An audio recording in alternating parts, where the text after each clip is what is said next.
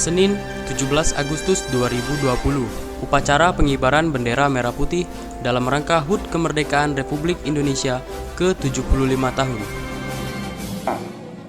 Atas nama bangsa Indonesia, Soekarno-Hatta.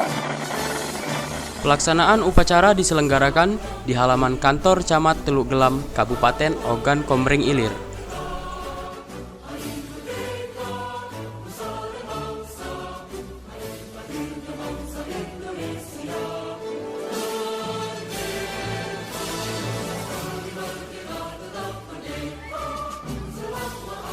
Upacara dihadiri seluruh kepala desa, anggota PKK, Linmas, Polsek, dan Koramil sekecamatan Teluk Gelam.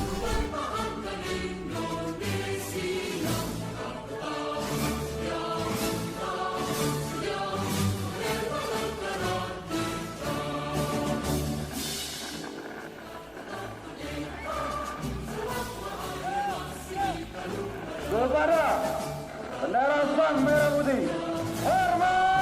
Reporter Jaharianti Herman, TV Sumsel, mewartakan.